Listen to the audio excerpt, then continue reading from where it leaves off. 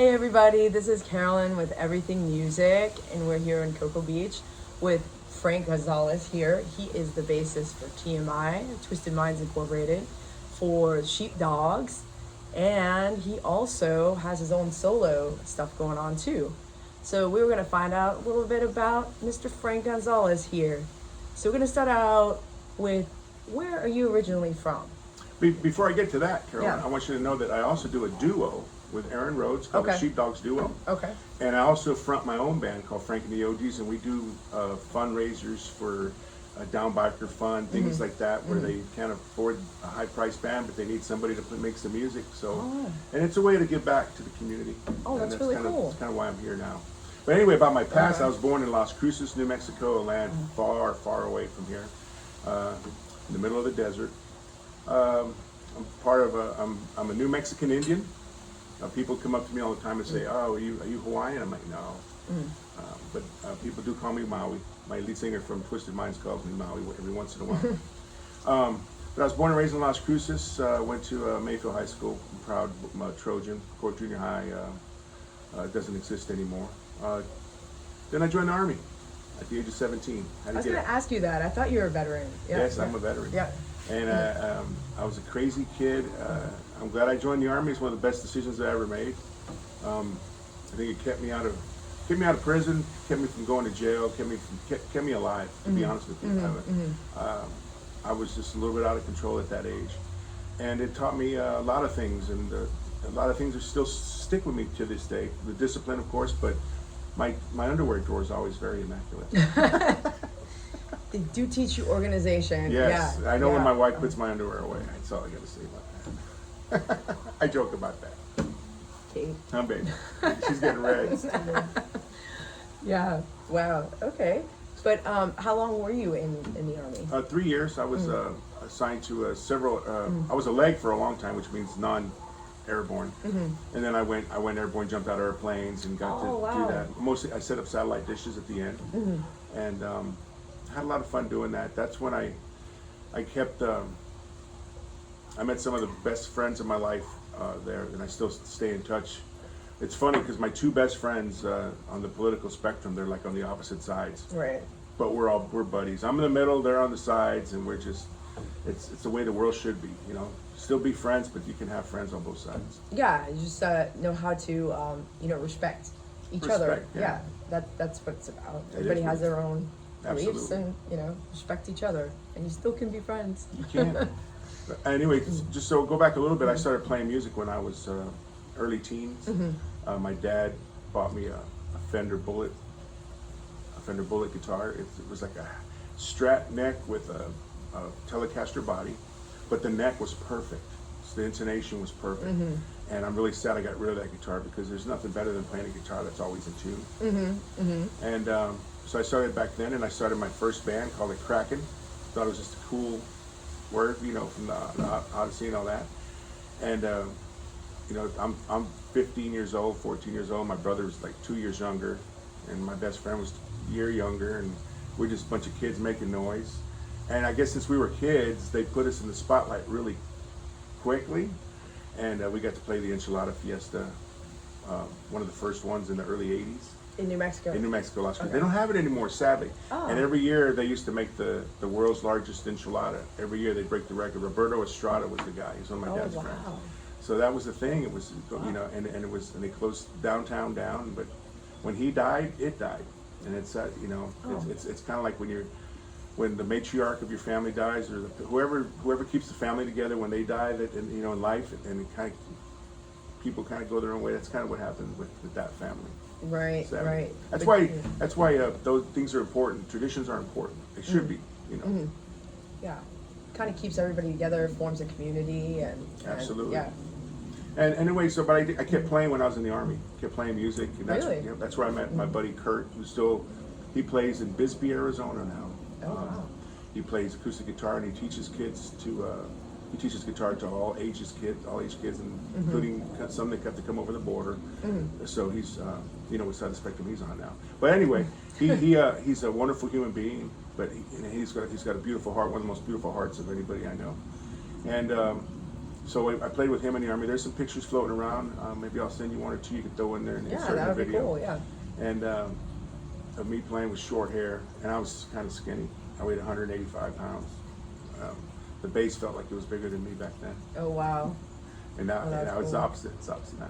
But then I played in the Army, got out of the Army, Yeah. and I met up with my childhood best friend, who was in a band already. And he's like, "Dude, we got to get rid of this bass player so you can come play with us." And I was like, "Well, I'm not going to take anybody's spot just to take your spot. So wait till he messes up, and because he was a wild child, he did. He got in a lot of trouble.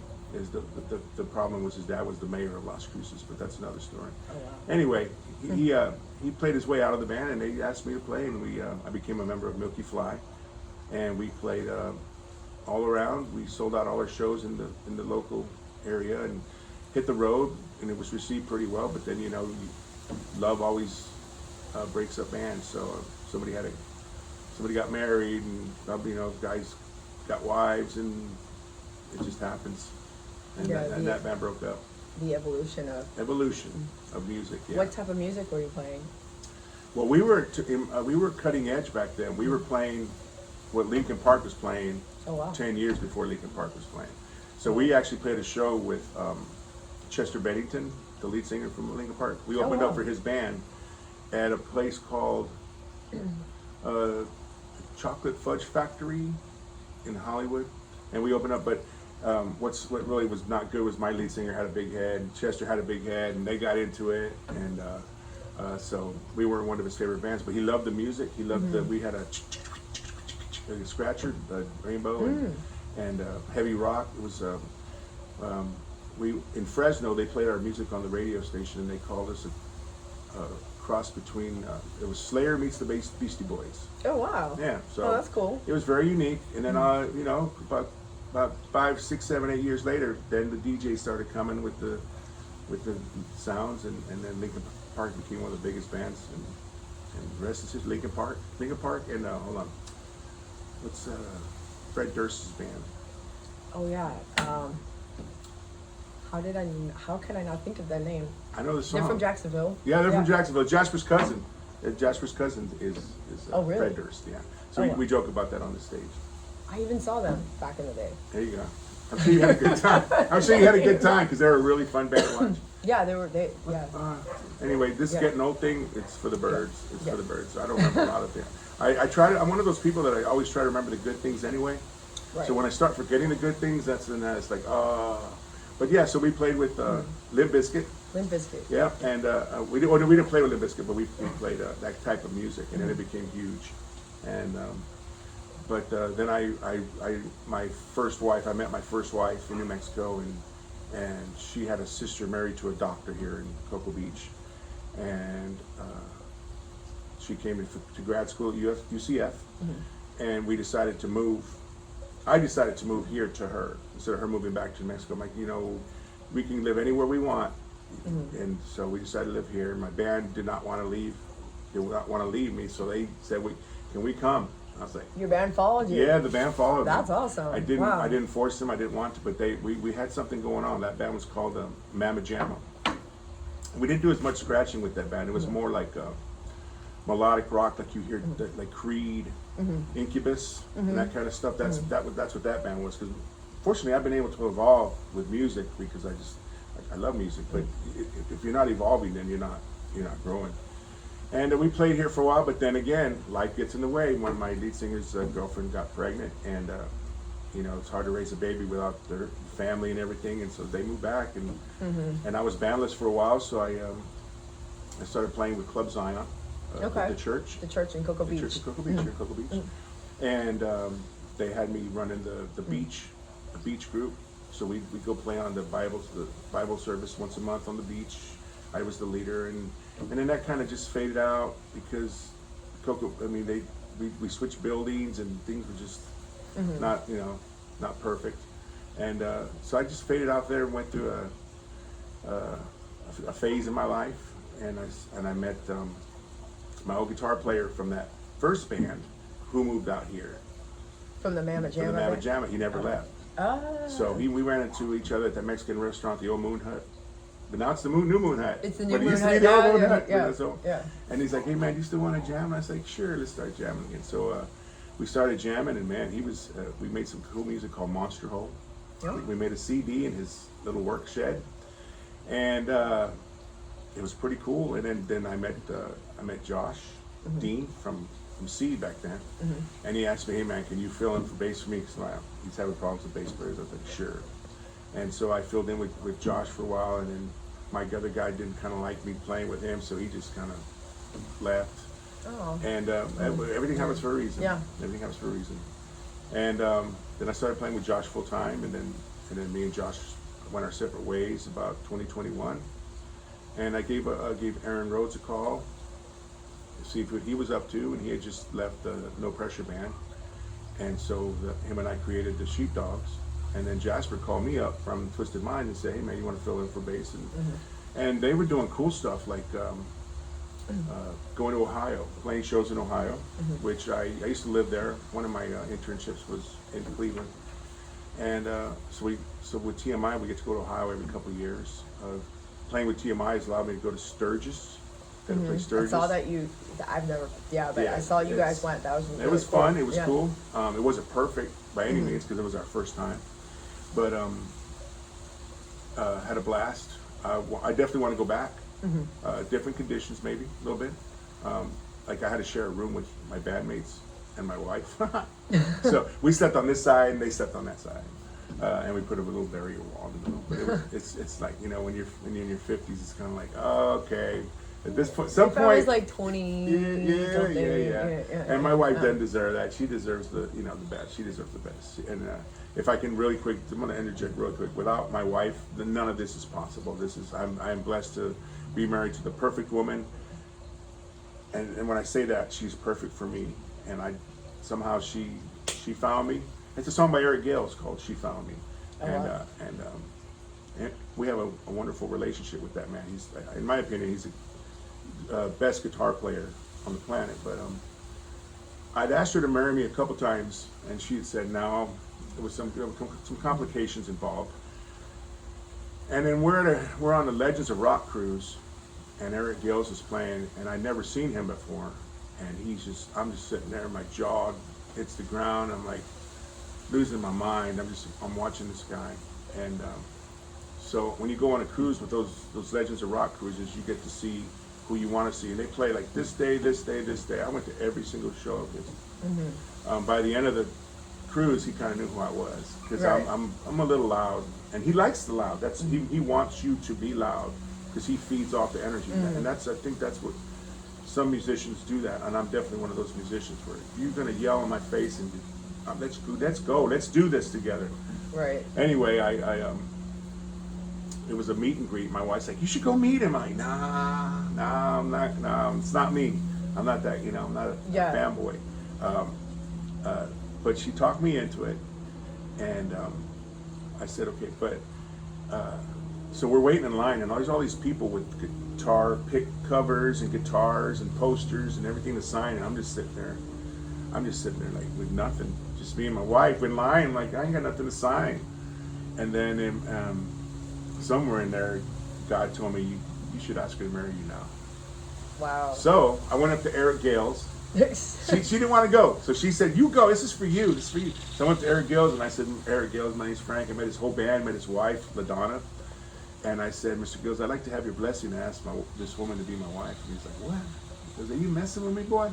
I said, "No, sir. I'd like your blessing because my dad's not here, my brother's not here, but you're here." And he's like, "Well, you got my blessing if she's right for you." And I said, "She's right for me." So he calls her up, and she's like, "I don't want to go up. Come on up. So I asked her to. I proposed to her on 3 years ago yesterday, on that boat. I saw that. It was. That's him in the background looking like that. I saw that picture online. Yeah, that's cool. And our life has been great. I mean, there's no such thing as a perfect life, but it's as perfect as you can get with life. It truly is. I mean, there's life and death and disappointment and all kinds of things in life. But when you got somebody next to you that can it's always there, the good and the bad, and you can laugh about the dumbest things, and you can deal with the real things, it's just easy. And life generally is hard, but when you got the right person, it sure does feel a little bit easy. So I feel guilty at times, Karalyn. I look at my, God, how come I'm living like this? How come, so that's kind of why I do what I do. I like to play benefit shows for people. I run these open mics to help people who don't have bands or don't have instruments to come on out and let their inner rock star come out, because that makes me feel good. That Gives makes other people a chance. Absolutely. And sometimes I'm a little forceful, but you can blame my mom for that, because she liked to push me. She liked to motivate me to always try to make other people feel better.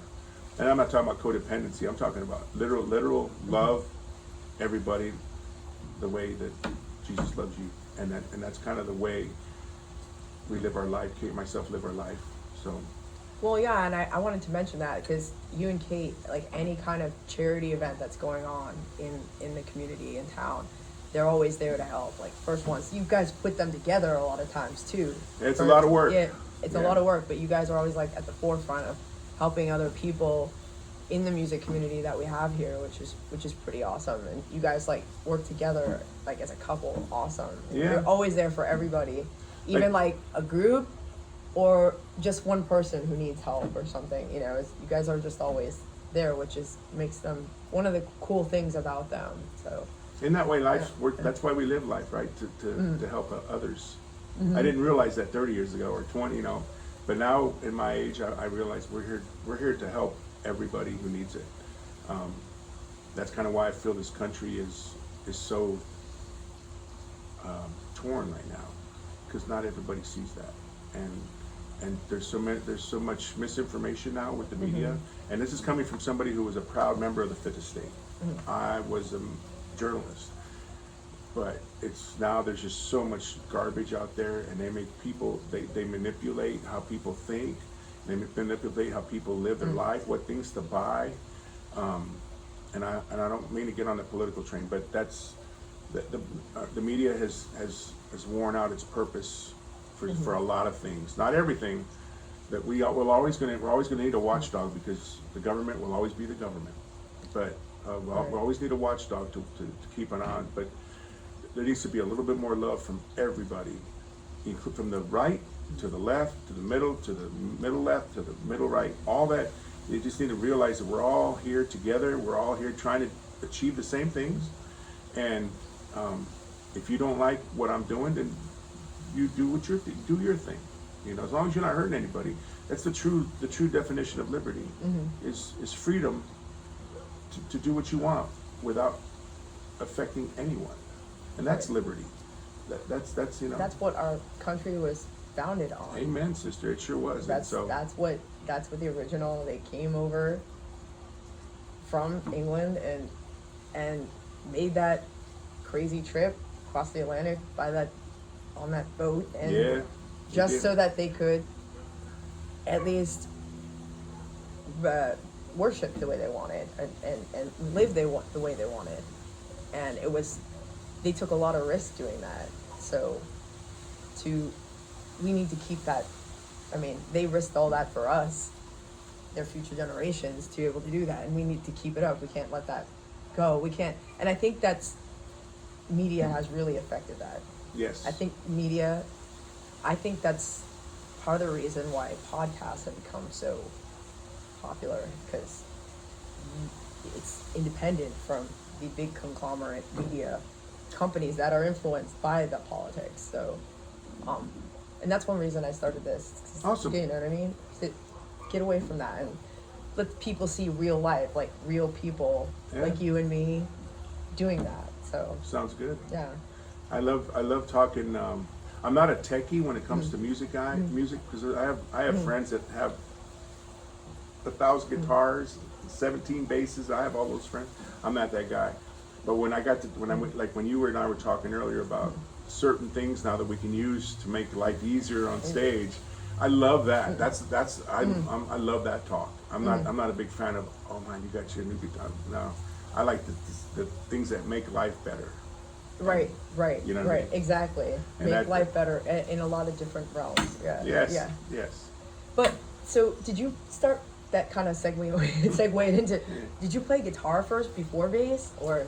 Yes, my dad bought me that Fender Bullet. It was a Fender Bullet, and it was a guitar, and I loved it. I learned all the licks, you know, Day Tripper and all those kind of things, and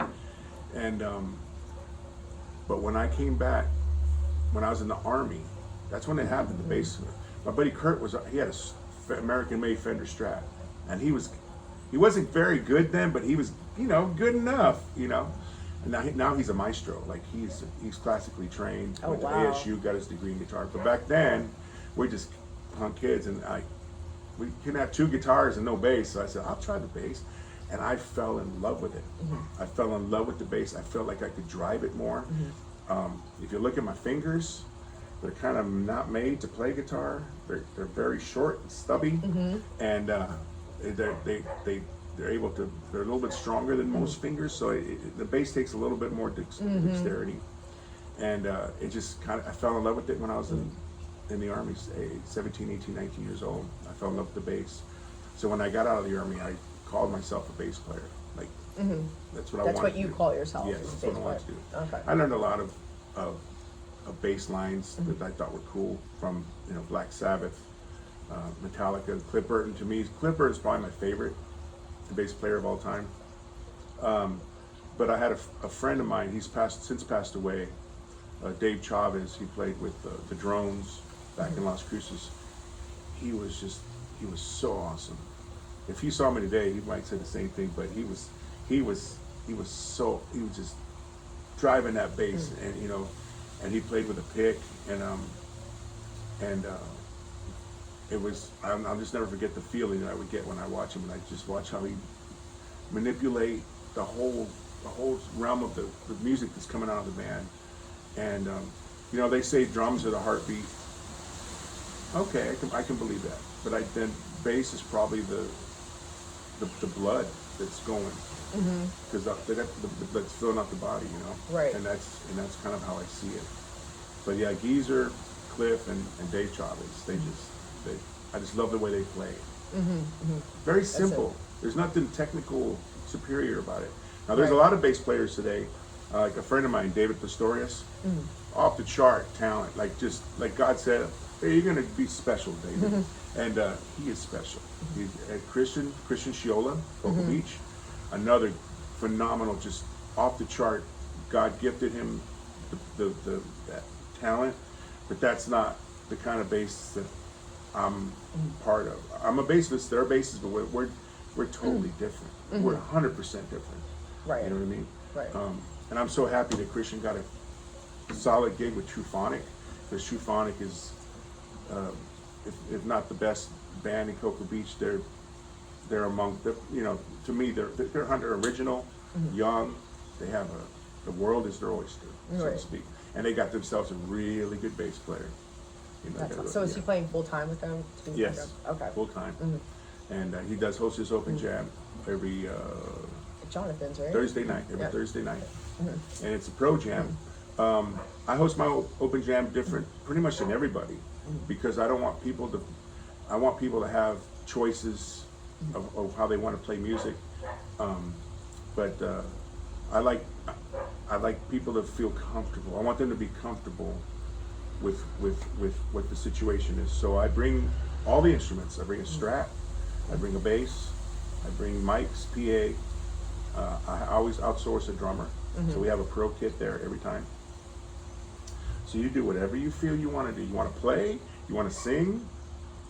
Some people say it's karaoke, but how's it karaoke if you're a live band behind you? Right? Yeah, I don't know. Anyway, it sounds like whatever you want to do, whatever you adapt to, it works. So I try to make people feel comfortable in their own skin on the stage. I have a friend. Her name is Helen. I call her Helen Wheels, and she has this God-given Irish thing that, you know, like, oh, you know, she's got that beautiful voice. And with the help of Kay twisting this arm and me twisting that arm, we get her on stage now, and she sings "Picture" with me. I did a Kid Rock part. Oh, okay. Picture of you. Okay, Yeah. Sheryl Crow and Cocaine and whiskey. Yeah. Yeah, so we sing that song together, and the last time we sang it, I got chills from her because I could finally hear it's coming out. You can hear it. You know when it's good. Your feet leave the ground. You get the hairs on your arm, and she's 100% amateur. Wow. But she's starting to feel comfortable in her skin. And so the next day she sends me a text, hey, can we come practice at your house? Can we learn another song? I'm like, there you go. That's what it's about. And so her and I will probably figure out another song, maybe do 2 songs next time. And that's so cool that you kind of got somebody, like you pulled them out of their own self to help develop their talents that they normally that's what wouldn't, life's about, helping each other. wouldn't have done if it wasn't for you and Kate. Kind of that's really cool. That's special about your open jams. And she's got a little mad at me because I push her a little bit. So we're gonna get rid of the phone. Now I do cheat with lyrics too on the iPad sometimes, because I always bring an iPad to the open jams because somebody say, "Do you know this song?" I'm like, "No," so I gotta look it up. Yeah. Okay, we're in the key of this and this and this. But I'm a believer that whatever it takes to make good music. If you need a looper, you need a looper. I'm not a looper guy, but if you want a looper, get a looper. If you need the voice correction box, get you a voice correction box. You don't not believe how many singers in Brevard County use that. My biggest problem is the ones that make fun of people that do, but do it themselves. I don't like that. I don't like that. But yeah, they so I call them gender benders. I don't know if that's appropriate to say, but it helps guys hit notes that they normally wouldn't hit. Anyway, I'm not that guy. I'm not that guy. I like it to be as natural as possible. A little bit of reverb. I'll get my buddy Norm Cook on the SheepDawgs. He knows how to manipulate. Smooth it out a little bit. Yeah. Where you have a few open jams that are happening right now. I have right? 2. Yeah. Yep, I have one on first, third, and fourth Thursdays at George and Dragon. That's in Cocoa Village, and there's plenty of parking across the street. You just have to park and just walk across the street, and you're there. And then every Wednesday here at Social Distance in Satellite Beach. So did you just start that? I Just saw started, that. That's first awesome. Okay. And we'll be there every Wednesday. The only Wednesday I don't think I'm going to be there is Bike Week, because Bike Week is Bike Week, and that's when I make a. TMI, right? And SheepDawgs. And SheepDawgs? Yeah. Oh, wow. I'm actually playing more with SheepDawgs this year because we were able to get a few more gigs outside of Cackleberry. TMI's playing 4 times at Cackleberry, which is really cool. So they opened Cackleberry up again? Oh yeah. Okay. The only reason they closed last year was it flooded. Right, yeah. It was flooded, and then it made a lot. I haven't seen that many grown men cry in a long time. I'm sure. It was bad. It was bad. It was bad because and it was hope. There was hope because there was a bad storm before it, and there was hope. And then all of a sudden it came again. It's like, Yeah, it looked like a lake. Yeah. Oh, that's cool. But So that was Bike. Was it Biketoberfest or was it Biketoberfest. Oh, okay. Yeah, it's Biketoberfest. But still, it's a weekend of being able to be free, and this, and anybody. The coolest thing about bikers, and this is people don't really know this, but they get a bad rap if you look at them on TV or even on songs. Like Toby Keith even talks about that big biker man, right? But they get a bad rap because they look the way they do. But in all honesty, they're the best police of themselves. They don't deal with, you want to act like a jerk with your, they'll put you in check. I love that about that community. They don't let outside mess with the inside, because the inside takes care of itself. And being part of that brotherhood is just, it's quite a blessing. They are kind of like a brotherhood, and they tend to be very patriotic too. And, Yes. And great respect for veterans, and they Yes. do a lot of charitable things too. So I mean, a lot of people think scary bikers, but I think they're some of the most stand-up, loyal people. You got that I right. met. Yeah. And the friendships and the friends and what they do for each other. Yeah.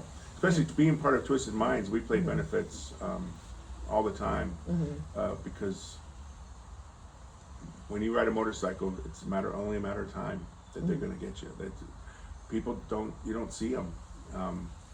I only have one bumper sticker on my van, and it's look out for motorcycles, because it's a crazy world out there. My 17-year-old daughter's learning how to drive, so I'm like, Always looking for motorcycles. Look at your blind spot, you know, trying to get her on that because God forbid, you know. Yeah. You know, it's so young.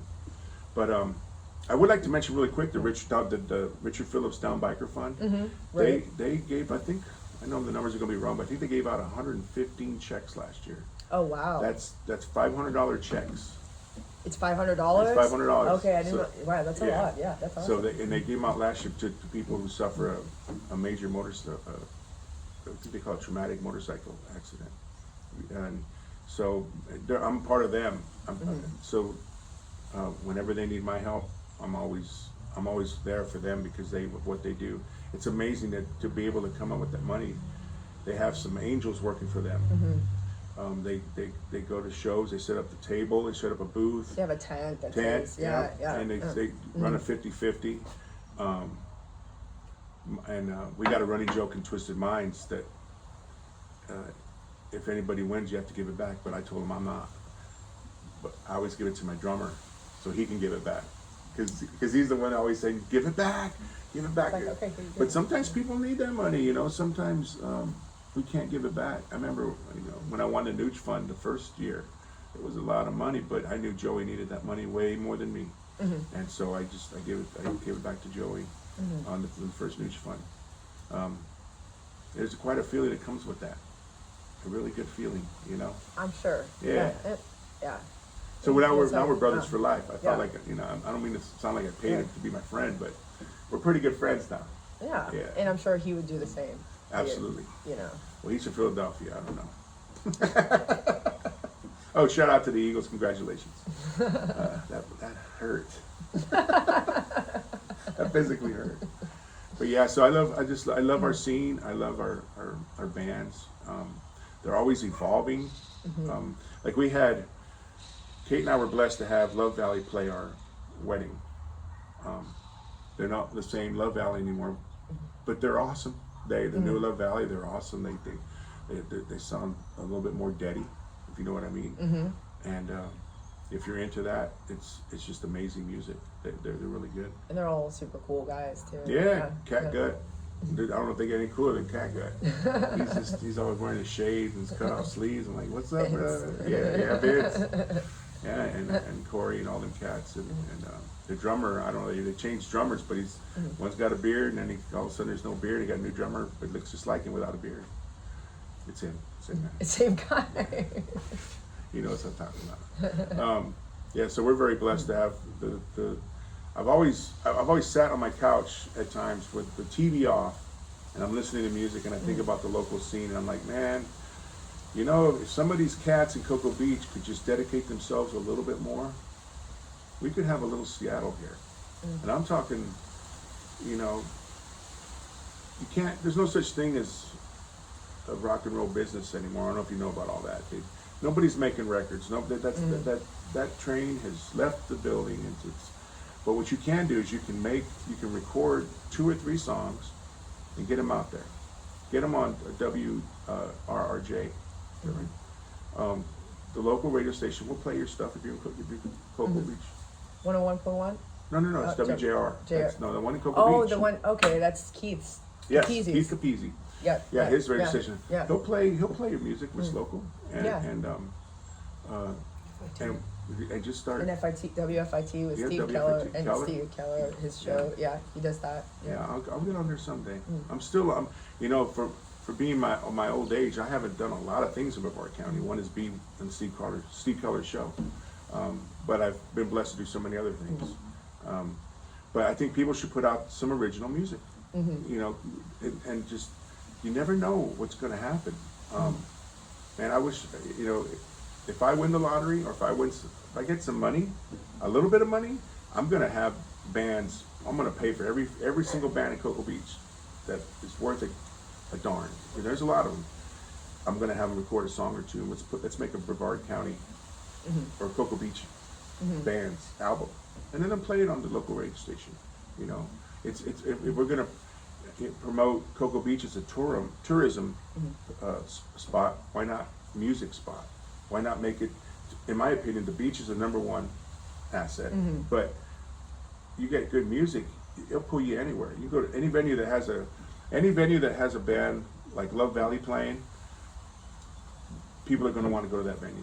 Any venue that has like the SheepDawgs, they want to go see it. They want to go see any band that has Karalyn and Dawn Patrol.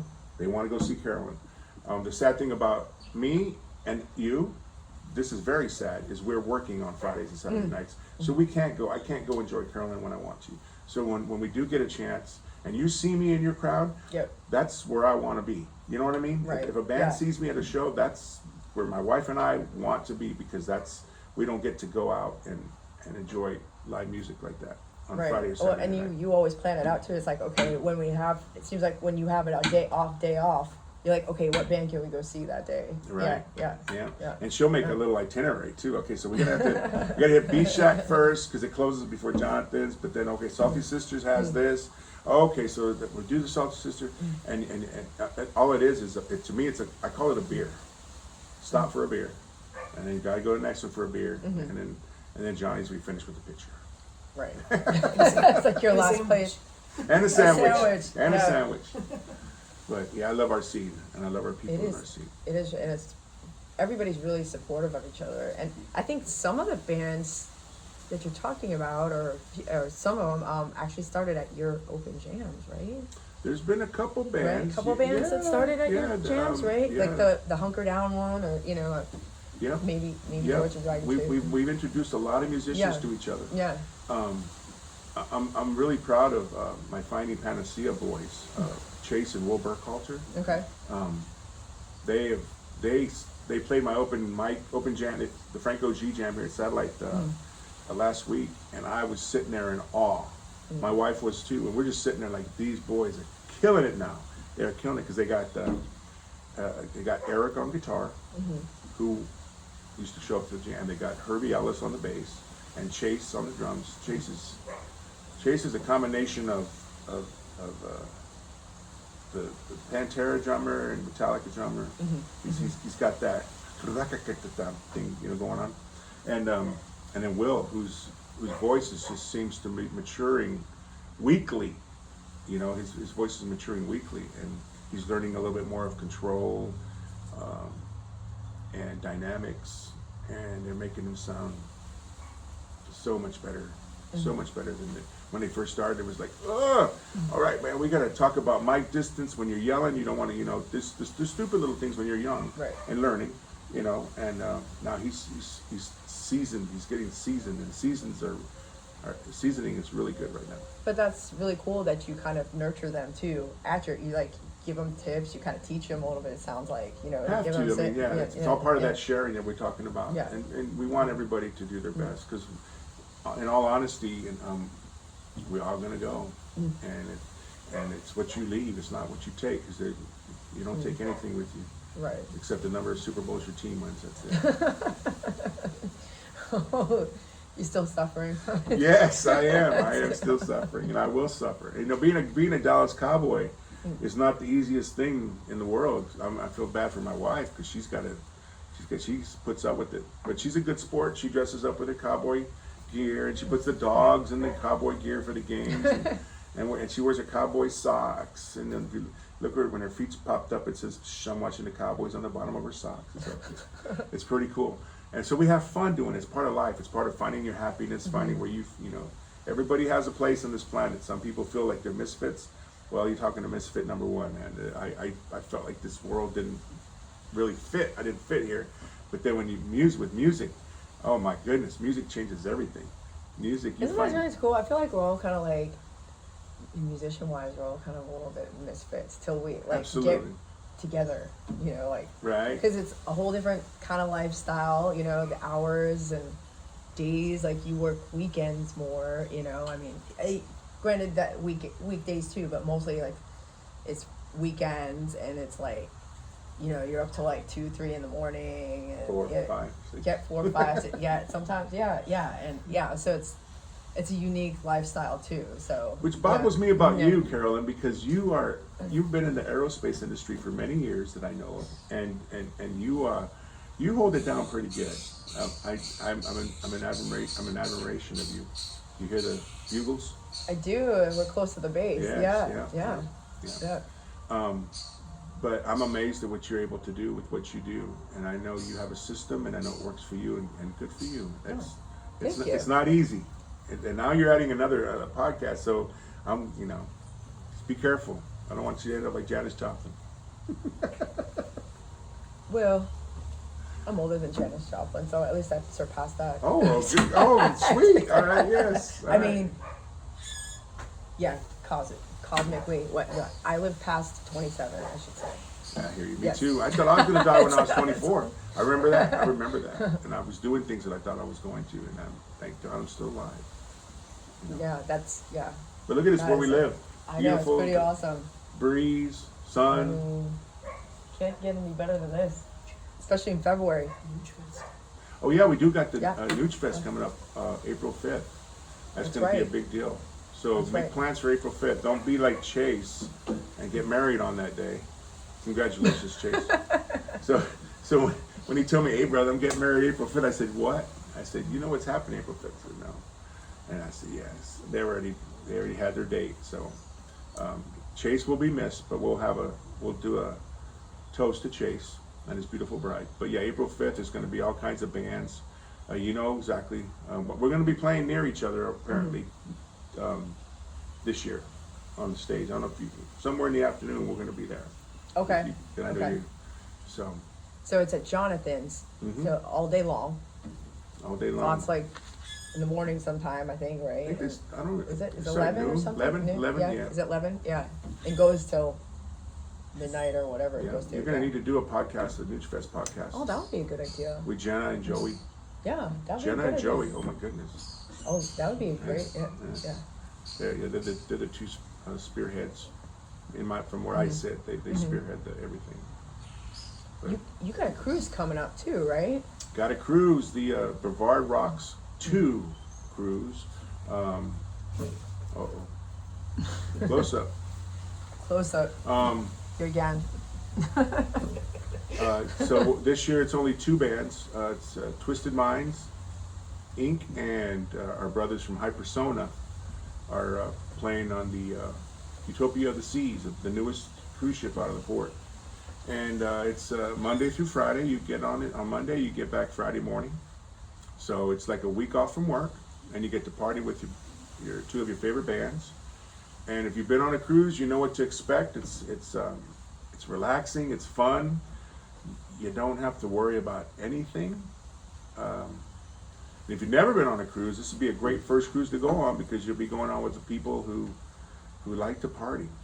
And party doesn't necessarily mean drinking, because there's a lot of that happens, but partying is truly is fellowship with each other, laughing, a little bit of crying, but mostly laughing, and that's what's going to keep us young and keep us going, in this world. So if you need to book, reach out for Kathy Ansbro. You can go to the Twisted Minds Inc. Facebook page. You can go to Hypersona's Facebook page. You can go to my Facebook page. All the information is there for you to book with Kathy Ansbro. You have to book with Kathy to be part of the Brevard Rocks cruise part, because people can get on the ship, but you won't be included with the festivities if you don't book with her.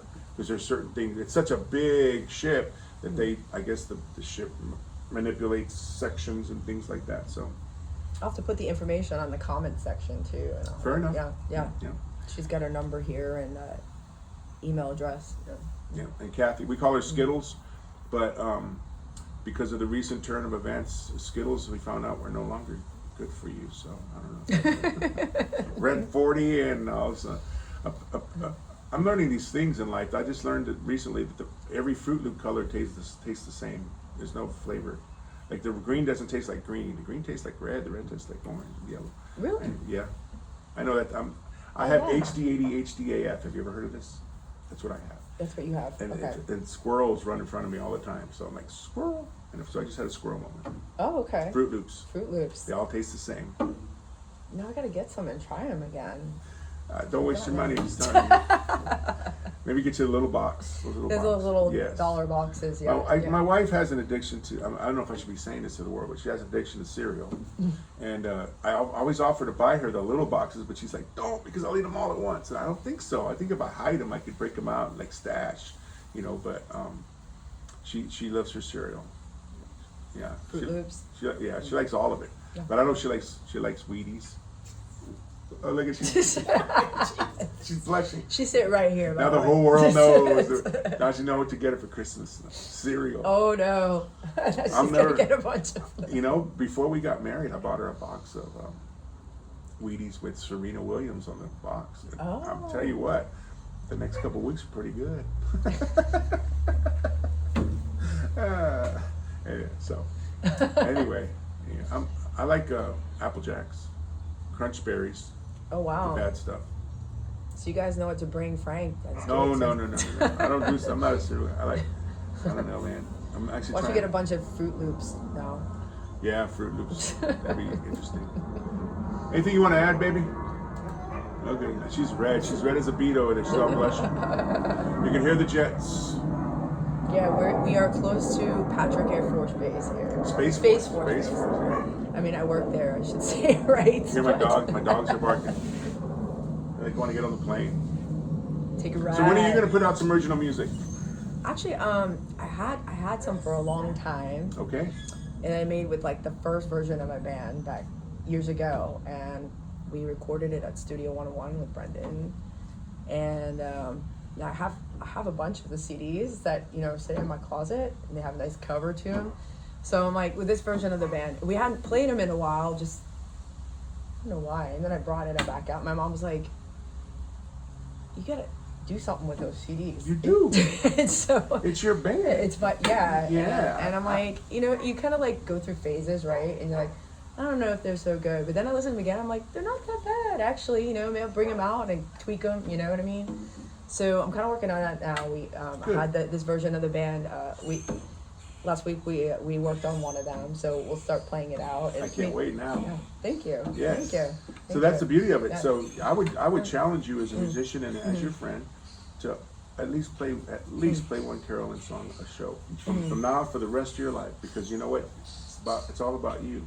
It really is. I mean, I'm not trying to sound anything other than play your music. At least one song. At least one. I would say one every set. Yeah. And because you're Karalyn, and people love you, and when they go see you, they love what comes out of your mouth. They love the band. They love the vibe. They love everything. Put you out there now. It's time for you to do your thing. If you got original songs, do them. Do them. Okay. Yeah, and that's kind of what I started thinking. I was just like started having those thoughts in my head. I'm like, it's like I love singing whatever, but I'm like, I really want to put me out there. Yeah, the dogs are about ready to start writing. I could feel it. We're starting to gel as a band. It's Donnie. He's only been with us for a year, and we've had about maybe 3 rehearsals. So rehearsing is the time killer. Yeah. But we have ideas. I mean, like I used to write songs up in Yin Yang a long time ago, but when I went through my little phase in the 2016, 2017, when I didn't know what I was going to do, it's just kind of, something happened there. It just clicked, and then I started playing with Josh, all these covers, and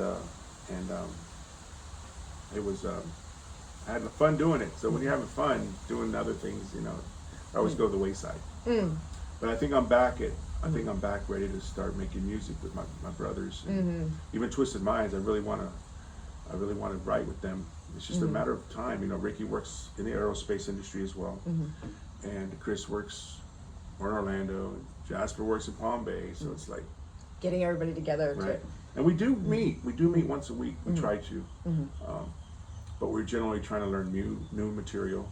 See, that's a challenge. Like in that kind of bands that we do, that the bands that entertain the tourists and stuff. It's like you got to keep that fresh too, and then there's only so much time between all our jobs and stuff. So and they're like, and then you get caught up trying to do that because that's what's making you money now, and then you're like, oh yeah, I gotta have time to like make my own stuff. So it's like a priority thing too. Yeah. But you just got to find a spot where to put that song too, and that exactly. Find a good spot. Yeah. All those cover songs. Where's that Karalyn song going to go? Yeah. Yeah. And you got to remember key. Key is important. Key is very important. Yeah. You want to put the same key, you want to put the same tempo, yeah. So it's a Yeah. there's a little brain. There's activity always to it. that juggling too. Yeah. Yeah. Like what to play next that didn't sound too much like what you played right before this, and Yeah. what's the crowd doing. And, Donnie's big about that. Oh, is he? I'm blessed to have him in my life because he's oh no, we don't want those two together. Oh, okay, all right, what do you say, Donnie? Yeah, I'm good. That's good. It's good to have few people help out with that, because sometimes you're not seeing it and then the other person does. Like, Yeah. yeah. Like, okay. You know, I'm very blessed to be in the bands that I'm in. I'm hanging out with really cool guys, and all for different reasons. Like, you know, Twisted Minds, it's a semi-pro band. Everybody's got jobs, except me, but it's semi-pro. SheepDawgs, pro. It's all we do. We play music. Frank and the OGs, semi-pro band. Dave works. He's in Tennessee. He just got back late last night from Tennessee, but he has to go as far as Tennessee to deal with his job. And then Herbie, I don't know, maybe Herbie's ready to be a full-time musician, I think, but awesome. he's dealing with his health issues. You know, he got a really bad accident at Disney. Then he got in a car accident, got T-boned, so he's dealing with goodness. his body's coming back. But man, he can funk it up. He's a groovy dude. That's awesome. Yeah. So that's one of my other bands. It's Herbie, me, Dave, and Chase. Chase plays drums, and we don't want to undercut anybody, because that's a big problem with a lot of bands around. You know, we don't want, but we will help venues that really can't afford a big band, can't afford Karalyn, can't afford SheepDawgs. You know what I mean? Because we do have our rates, and we have to stick by those rates, or it's going to be hard to succeed. Yeah. Yeah, and you kind of not helping other bands in the area, you know, if you're undercutting them. Yeah. So kind of all sticking together. Have to. Yeah. I know there was talks about a union about maybe 8 years ago, and I was like, I don't think that's going to work, because they'll what will happen is they'll just shut out all the bands here, and they'll start bringing them in from Palm Bay or Orlando. They'll come down here because there's a lot of musicians out there. Oh yeah. And to be, and that's why the rates are still the way they are. It's like social work. It's like journalism. It's always going to be down there towards the bottom. Unless you're like one of the best journalists, then you get more money. Or one of the best social workers, then you get more money. And that's kind of like where practice and rehearsals come in. Yeah, I mean, developing a good working relationship with the venue too helps if you can do that and work together on that. And just being as professional as you can. Yeah. So you can deserve it too. Yeah. I met some wonderful people in this industry in every facet. Bookers, club owners, that they're just, they're in it because their hearts are in it, not because it makes them money. Now, I have met some that they're in it just for the money, and I understand that. But if you run it like a business, then you'll be okay. If you try to make it your toy, it doesn't work. It doesn't work so well. No. You know what I mean? It doesn't work so well. You got to keep it straight and Yeah. kind of fair for your band members and for the venues. That Transparency you play for. is everything. Yeah. Transparency is everything. So whenever we try to book, I go to the band. This is our rate. We're willing to negotiate the first show. We're always want to get a foot in the door. You feel it's a good fit, we can talk about further dates, and we're not going to give you any parameters for the next date. We'll talk about it. We'll see what works for you, what works for us, and if it works for both of us, good. And that's how you start a real good working relationship with the venue right off the bat. Yep. And not be like, we're playing, we need this, or we're not playing for you at all. It's like, no, you got to work together to make it work. Absolutely. So that's an important thing. And a lot of the venue owners are around here anyway. I mean, they try to work with you. Yeah. It's, Yeah. I haven't had a problem with. I miss Jenna. I do miss Jenna. Jenna, Her place was great. But like some of my like TMI, their fans, our fans, they're drinkers. They like to drink alcohol. They like to party. And then that way. So if you want to have a good bar night, hire Twisted Minds. SheepDawgs, we got eaters. We like people that like to eat. We have foodies. I guess they call them foodies. They like to go to restaurants and eat. And so we've been doing really well with these places that serve food, and so you gotta just find your niche and figure it out. Right. I don't mean to pencil a hole either, man, but if you feel what I'm saying, it's just a fact of life. There's groups of people that do this, groups of people that do that, and sheepdog fans, they just like to eat.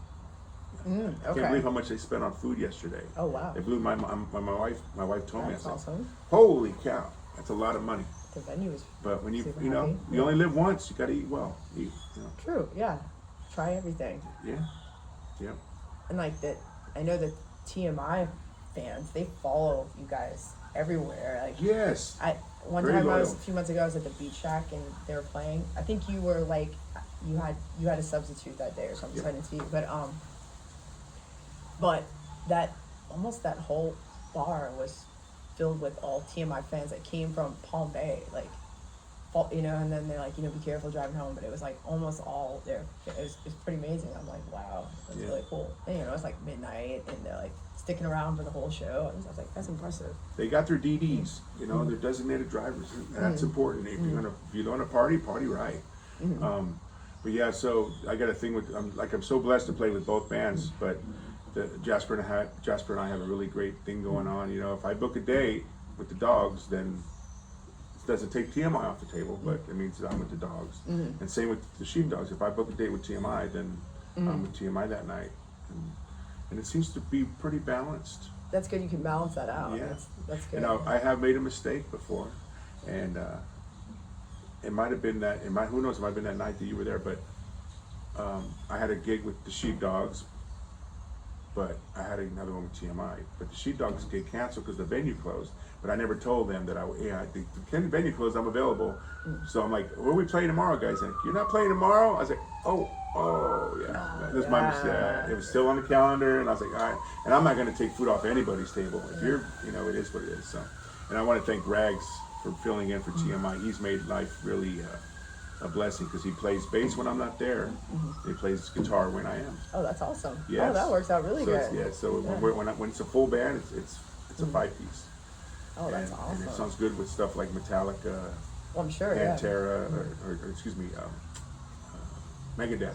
Like those the bands, that Five Finger Death Punch, that have that thick guitar sound, and you got two guys, two leads, and they're both, Ricky and Rags, they're totally opposite style-wise, but they're both badass guitar players in that realm. Okay. Oh, that's awesome. Blessed to have I think they're coming for you. I didn't do it. Oops. Anything else you want to know about me? Man, I think we covered a lot of. You did cover a lot, yeah. Is there anything else you want to?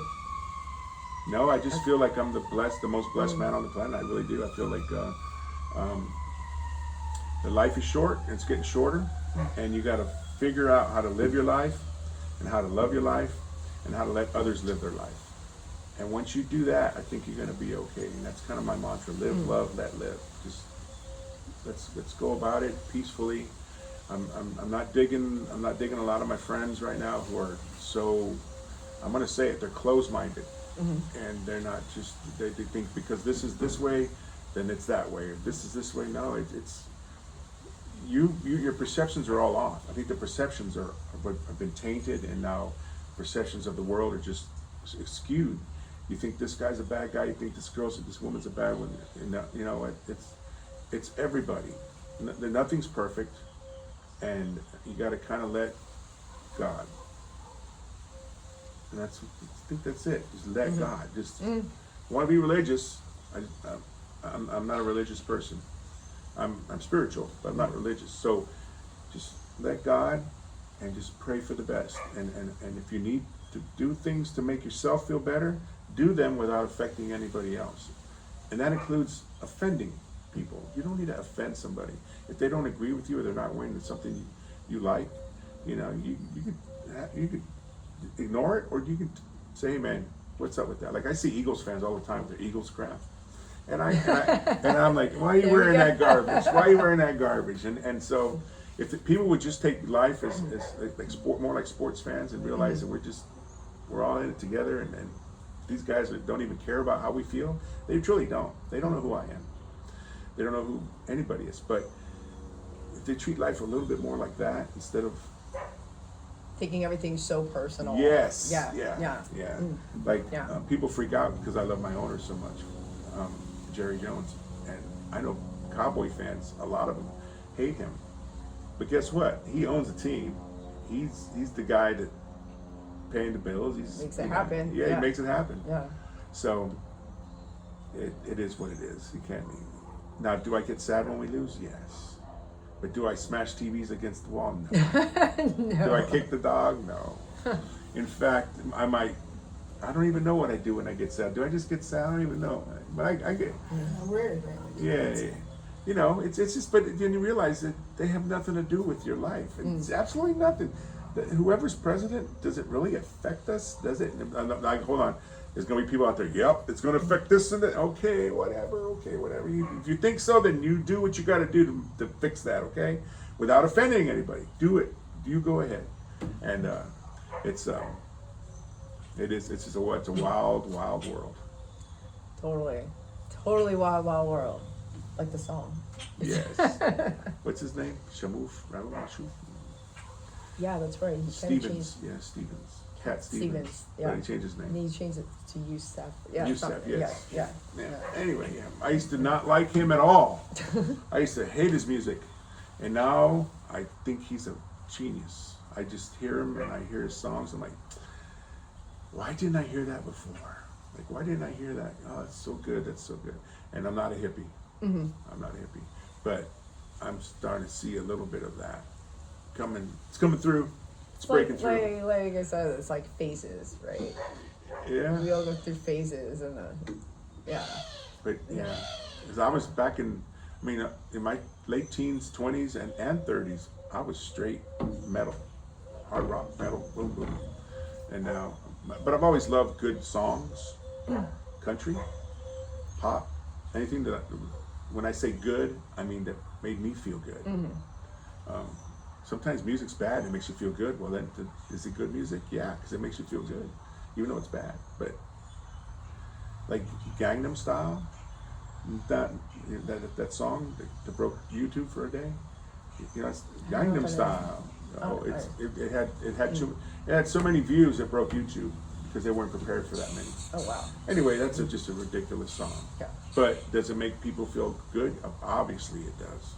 It makes a lot of people feel good. Yeah, sometimes it's Like so much the better. Macarena.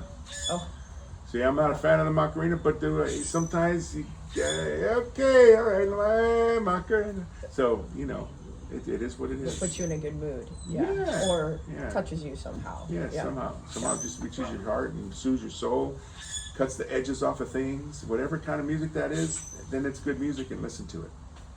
Well, and then I think it helps you grow as a musician to appreciate other types of music that maybe aren't your preference, but you kind of dabble in them and like learn stuff from it too. Yeah. I learned a wonderful lesson from Josh Wagers, when we were going through a phase of learning some songs. And he said, hey, I want to play this one. He says, have you played it? I said, no. He said, well, you should try it. I said, I'm not going to learn it just and not play it. I want to learn it and play it. He said, no, I've learned it. And that way you learned it. And then it's in your library. And I was like, whatever. But now I got it. Like, yeah, okay, if you like it. Okay, so I've been learning things from people when they say, like when Aaron wants to play a particular song, I listen to it, I try to listen to the bass line, okay, I wouldn't play it that way, but okay. And then I listen, and then but we have, very rarely do we play every song that we want to play, Right. But it's good to, if there's something that somebody says, hey, you should listen to this, and do it. Yeah. Take the time, listen to it, and see what your friend, bandmate, partner, whatever is enjoying. And it kind of turns you on to things that you normally wouldn't have thought about too, which is cool too. It's like, oh, I never think of this before. I got one for you, another Josh Dean. I keep going back to Josh, but when Tool, I had seen Tool, and I was not a fan. I was back in the late 1990s, Lollapalooza or somewhere, and I was like, oh, this is not good. This not good. And so when I found out that was his favorite band. I was like, okay, all right. And then but when you start learning the music and how the intricacies of things and how the polyrhythms and how they all fit, like killer puzzle pieces, and now Tool takes me away. Like when I listen to Tool, I am out in the universe. When I'm truly listening to them, like I'm not gonna be watching TV listening to Tool, so to speak. Like some people can listen to music and do. I have to focus on it and just let it do what it's supposed to do. And every album, kind of more of an experience for you. Then. Yeah. Yeah. So it's Tool, a perfect example of a band I did not like, but somehow it got put on me that I had to learn some Tool songs. So I'm like, oh wow, okay, this is really cool. Yeah. And so then it's growing up. It's all part of growing up. Yeah. Making you mature as a musician and growing up. Yeah. Mature as a musician, and then, of course it helps my technique because John Chancellor's a great bass player. Great bass player.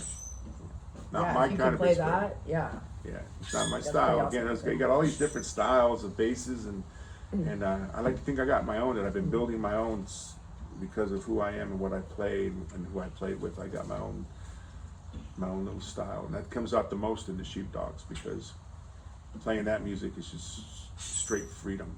As long as I'm playing in key and hit certain spots, I can do whatever I want in that band. Whereas TMI, we're more structured. You got to play this Pantera riff the way they played it. You got to play this Metallica. You got to. Well, that makes sense for those kind of songs because when you hear a Metallica song, you want to hear it that way. You don't want to hear somebody's interpretation of it or whatever. It's Metallica. It's like. I'm going to point though in my life because I've seen Metallica 51 times. I know. Judge me. It's okay. But 52 and 53 in June. Oh wow! I've seen them twice. All right. I started in August 27th, 1982. My first one. Oh awesome! I'm a big Metallica guy, but I also love Slayer and love Pantera. But anyway, I'm taking my daughter. Finally, we're going to go to a real concert. Oh, that's awesome. She's 17, and I'm trying to get some Deftone tickets. So if I got any Deftone friends out there, hit me up. Might talk to Cyrus, see if he can help me out. I don't know. But she likes the Deftones. Oh really? I like the Deftones. Oh, that's so that's awesome. like one of our bands that we both like. So in case like you go. In case not a Deftone kind of person. She likes her music more melodic, more like Leonard Skinner and Stevie Ray Vaughan and Allman Brothers. When the blues, southern rock. Yeah, that's my wife. That's her. And I love that too, but I also like it hard. Like I like whiskey. I like it. I like it hard. Which is kind of along the lines of what you've been playing this whole time. Yeah. Absolutely. Yeah. I wouldn't turn down. Now I'm in an age where I wouldn't turn down a bass gig, but a friend of mine was looking for a bass player to go on tour, and I know if I would have said I'm available, we would have gone. But I'm not there anymore.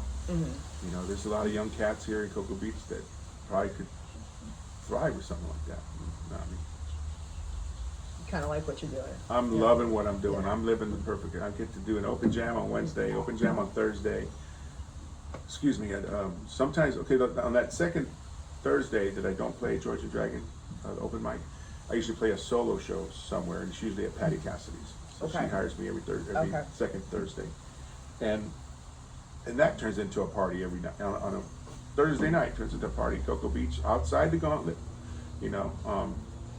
and then Fridays, Saturdays, or Sundays. Fridays and Saturdays are TMI SheepDawgs, and then Sundays are just SheepDawgs because TMI doesn't do Sundays unless it's a special occasion, event or something. Yeah. Okay. Yeah. So you can come check out Frank Thursday through Sunday. Wednesday. Yes. Wednesday, Thursday. Wednesday at social distance. Yeah. Thursday, Friday, Saturday. So every day except Monday and Tuesday. That's why we're here today on a Monday. Yeah, that's and why. And Tuesday I'm with TMI. We learn new stuff and so if you want to play an instrument, you come on out. We'll support. You get full support. Nobody's going to make fun of you. I can say this as a fact. Nobody is perfect. We've all made tons of mistakes growing up and and learning music and playing notes and hitting frets and buzzes and all that, and hitting a note flat or hitting a note sharp. We've all done that. But if you want to come out and play some music and do your best while you're doing it, you're more than welcome to join us. And all you got to do is reach out to me. Say, hey, Frank OG, I saw you on Karalyn's podcast, or I saw you on the internet, I saw you on Facebook, I saw you on Instagram, I saw you wherever.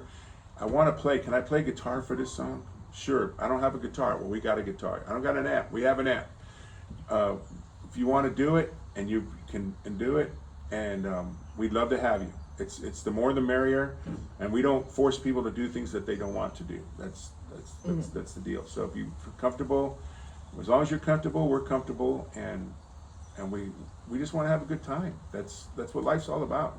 I hate to say this, but I feel like a Dr. Feelgood these days. You know what I mean? Like, it's like I want people to feel good. I want everybody to feel what I'm feeling. I think that's why I'm so driven. That's really cool to share your gift with other people and develop them too, so they can enjoy it as much as you do. Amen to that. No. Yeah, that's it. So how can people reach out to you?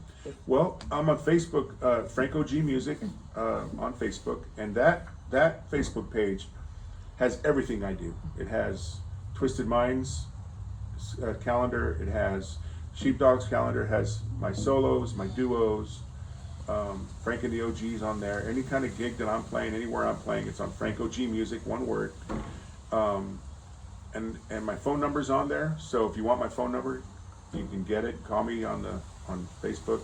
I think I just hit the 1,200 mark on block phone calls on my phone.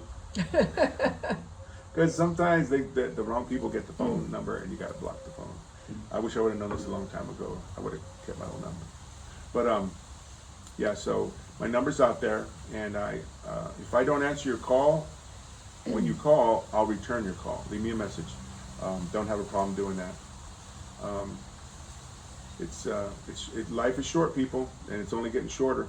Have fun, make good choices, and you too can be a rock star. It really, just saying, it's fun, it's easy. Yeah, especially if you come out and visit him on his open jams Wednesdays and Thursdays. Hey, you got it. Yeah. Well, thank you, Frank. This was Thank awesome. you. Thank you so very much for having me. Thanks for having me here, and thanks, Kate. I do. And thank you for watching Everything Music with Karalyn, with Frank Gonzales. Remember to like and subscribe, and I'll see you guys all next time. Bye-bye.